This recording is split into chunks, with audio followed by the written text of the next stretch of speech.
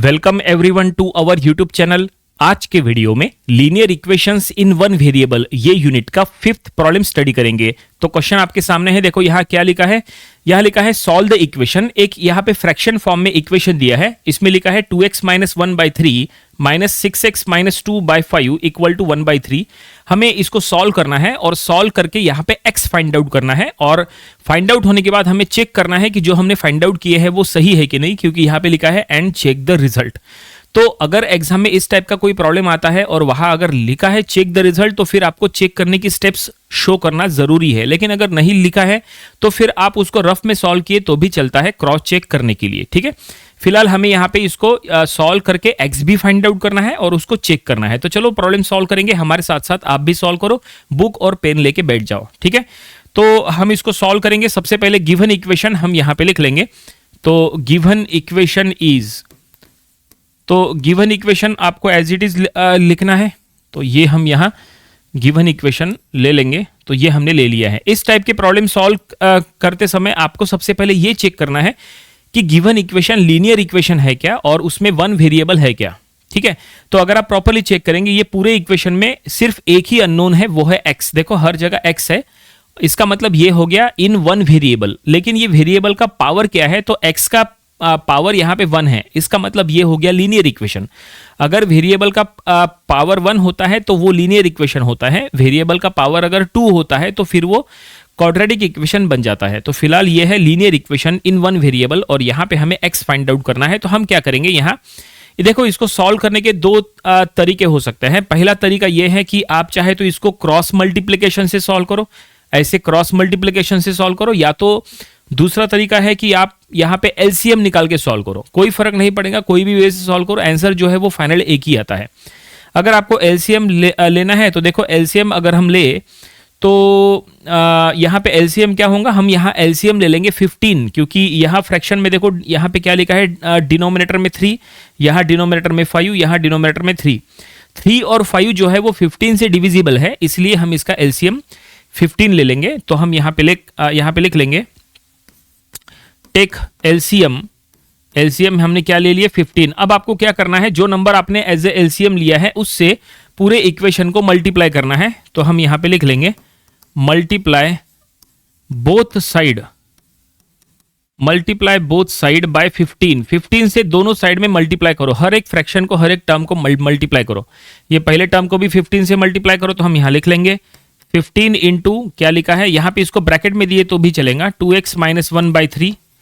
ठीक है, minus 15 into इसको भी हम ब्रैकेट में दे देंगे 6x माइनस 2/5 और इक्वल टू यहाँ पे 1/3 इंटू 15। तो ये देखिए हमने दोनों साइड में 15 से मल्टीप्लाई कर लिया। अब ये मल्टीप्लाई करने का फायदा यहाँ पे क्या होगा, देखो फायदा बहुत आसान है। यहाँ पे होगा देखो 3 1 जा 3, 3 5 जा 15। ओके, 5 1 जा 5, 5 3 जा 15। यहाँ पे भी 3 1 जा 3, 3 5 जा 15। और अब जो बचा है वो हमें लिख लेना है। तो देखो अब क्या बचा, यहाँ पे ये ब्रैकेट के बाहर 5 बचा, ये ब्रैकेट के बाहर 3 बचा और यहाँ ऊपर में 5 बचा। तो जो हम यहाँ पे बचा है वो हम लिख लेंगे 5 इंटू 2x माइनस 1 ऐसा, माइनस 3 इंटू 6x माइनस 2।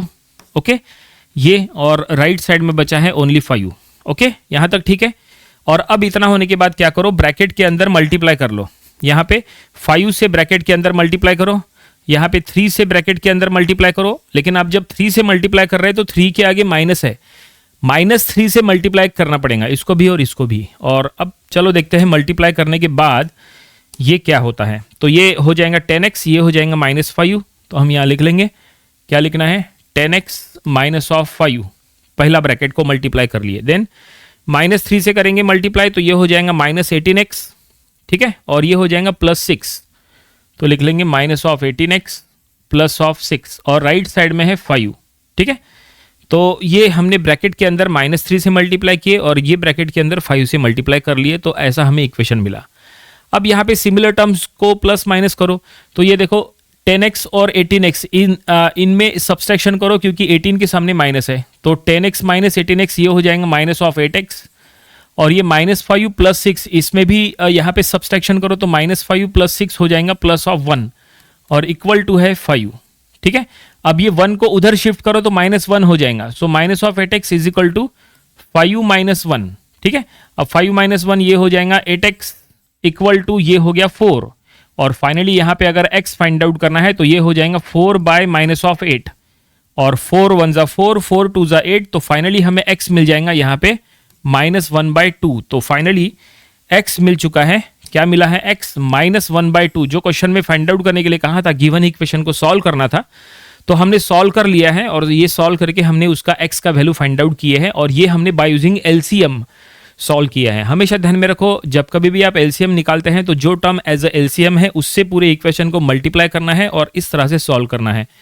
ऐसे ही सॉल्व करना जरूरी नहीं है। हमने कहा था आपको, आप इसको क्रॉस मल्टीप्लिकेशन से सॉल्व करो तो भी चलता है, x का वैल्यू यही आएगा। तो हमने x तो फाइंड आउट कर लिए, लेकिन प्रॉब्लम पूरा नहीं हुआ है, क्योंकि क्वेश्चन में क्या लिखा था?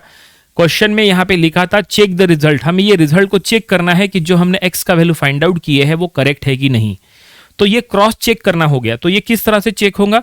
तो चलो यहाँ पे हम बताते हैं। चेकिंग यहाँ पे हम लिख लेंगे, चेकिंग हमें यहाँ पे चेक करना है। तो चेक करने के लिए आपको क्या करना पड़ेगा? ये जो x का वैल्यू आपने निकाले ना, इसको उठा के गिवन इक्वेशन में पुट करना है। ये जो गिवन इक्वेशन है आपका, ये गिवन इक्वेशन, हमें इसमें ये गिवन इक्वेशन को हम इक्वेशन नंबर 1 कहेंगे। हम क्या करेंगे? ये x का वैल्यू ये इक्वेशन नंबर 1 में पुट करेंगे और देखेंगे कि लेफ्ट हैंड साइड और राइट हैंड साइड सेम आता है कि नहीं। अगर आ गया तो हम कहेंगे कि जो हमने आंसर निकाले वो सही है। ठीक है, तो चलो हम यहाँ पे गिवन इक्वेशन लिख लेंगे। तो ये गिवन इक्वेशन है, तो इसको हमने यहाँ पे ले लिया है। देखो ये गिवन इक्वेशन, और अब यहाँ पे x का वैल्यू यहाँ पे पुट करो। x का वैल्यू क्या पुट करना है? -1/2।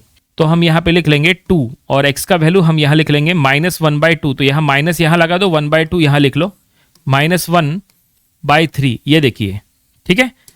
तो बिल्कुल स्टेप वाइज चलेंगे, यहाँ पे गलती नहीं होनी चाहिए। नंबर ऑफ स्टूडेंट्स क्या कर लेते हैं? आधा प्रॉब्लम सही कर लेते हैं, आधा रॉन्ग। मतलब वो क्या करते हैं, x का वैल्यू तो सही से फाइंड आउट कर लेते हैं, लेकिन चेक करते समय उन लोगों से रॉन्ग होता है और वो प्रॉपरली नहीं हो पाता। तो ऐसा नहीं होना चाहिए, इसलिए स्टेप वाइज चलो। तो x का वैल्यू -1/2 यहाँ लिख लिए। देखो माइनस यहाँ बाहर रखे और 1/2 अंदर, और अब माइनस ये यहाँ पे भी -6, x का वैल्यू 1/2 अंदर रखो। ठीक है, -2/5 और इक्वल टू है 1/3। ये देखिए है, यहाँ पे x का वैल्यू रखे, यहाँ पे भी x का वैल्यू रखे। अब इसको सॉल्व करो, देखो LHS RHS सेम आता है या नहीं। अब इसको सॉल्व करना आसान है। देखो ये 2 और ये 2 यहाँ पे कैंसिल हो गया। अब ये 2 1 ज़ा 2, 2 3 ज़ा 6, ऐसा। ठीक है, तो ये क्या बचेगा? तो जो बचेगा वो लिख लो। तो यहाँ बचा -1 मतलब ये ऐसा, देखो -1/3 ऐसा बचा है। यहाँ पे -3 -2, देखो यहाँ माइनस पहले से है एक, -3 -2, देखो बहुत सारे माइनस हो गए। तो बिल्कुल स्टेप वाइज सॉल्व करो, रॉन्ग नहीं होना चाहिए। ये देखो ऐसा है। अब ये क्या होगा? ये -2/3, ठीक है, और ये -5/5, ठीक है। ये देखिए इक्वल टू 1/3, ठीक है, ओके। अब ये माइनस और ये माइनस हो जाएगा प्लस। देखो ये माइनस माइनस हम कर लेंगे प्लस, तो ये -2/3 और ये माइनस प्लस, ठीक है। और ये 5 डिवाइड कर लो तो 1 इक्वल टू 1/3। देखिए, ठीक है, समझ में आ रहा है? ये माइनस माइनस प्लस हो गया, 5 कट हो गया तो 1 बचा। और अब ये क्या करो, राइट साइड में कुछ भी नहीं करना है, लेफ्ट साइड में बस इसमें क्रॉस मल्टीप्लिकेशन कर लो। अगर यहाँ पे क्रॉस मल्टीप्लिकेशन में आपको दिक्कत हो रही है तो इसको थोड़ा सा पहले अरेंज करो। चलो हम इसको थोड़ा सा रीअरेंज कर लेते हैं, ठीक है। तब जाके रीअरेंज करना है तो क्या करो, ये हम इसको ऐसा लिख लेंगे 1/1 -2/3 इक्वल टू 1/3। हमने क्या किया, ये जो 1 का टर्म है ये हमने पहले लिख लिए और ये -2/3 ये हमने बाद में लिखे, और 1 का जो टर्म है वो हमने फ्रैक्शन फॉर्म में रखे ताकि सॉल्व करने में आसानी हो। अब यहाँ पे क्या करो, लेफ्ट हैंड साइड में क्रॉस मल्टीप्लिकेशन कर लो। तो क्रॉस मल्टीप्लिकेशन करना है, पहले ये दोनों का मल्टीप्लिकेशन यानी 3 × 1, तो ये हो गया 3, और ये -2 × 1 कर लो तो ये -2 डिवाइडेड बाय 1 × 3 कर लो तो ये 3 इक्वल टू राइट साइड में है 1/3। ठीक है, ओके, बिल्कुल स्टेप वाइज चल रहे हैं। यहाँ पे हमने क्रॉस मल्टीप्लिकेशन किए हैं, ये दोनों का मल्टीप्लिकेशन माइनस ये दोनों का मल्टीप्लिकेशन डिवाइडेड बाय ये दोनों का मल्टीप्लिकेशन, इस तरह से। अब ये 3 - 2 यानी 1/3 और इक्वल टू राइट साइड में पहले से 1/3 है। तो ये देखिए फाइनली LHS RHS सेम आ चुका है, ये देखिए है। तो हम यहाँ पे लिख लेंगे, so therefore LHS is equal to RHS, ये आ चुका है, तो हम यहां स्टेटमेंट में लिख लेंगे therefore x is equal to -1/2 is the required answer. ठीक है, हमें चेक करना था कि जो हमने x का वैल्यू -1/2 फाइंड आउट किए हैं वो सही है कि नहीं, तो हमने ये फाइनली चेक कर लिया है कि x का वैल्यू -1/2 जो हमने फाइंड आउट किए हैं वो बिल्कुल सही है। ये हमने क्रॉस चेक यहां पे कर लिए और इस तरह से ये पूरा प्रॉब्लम कंप्लीट हो गया। उम्मीद करते हैं कि ये पूरा प्रॉब्लम आपको समझ में आया होगा। इस तरह के प्रॉब्लम्स की आपको प्रैक्टिस करना चाहिए। ये था linear equations in one variable, ये यूनिट का प्रॉब्लम नंबर 5। इसके पहले के 4 प्रॉब्लम्स भी आपको स्टडी कर लेना चाहिए और इसके आने वाले दिनों में हम इसके और भी नंबर ऑफ प्रॉब्लम्स कवर करेंगे ताकि इसकी और अच्छे से प्रैक्टिस हो जाए। तो मिलते हैं नेक्स्ट वीडियो में। Thank you very much.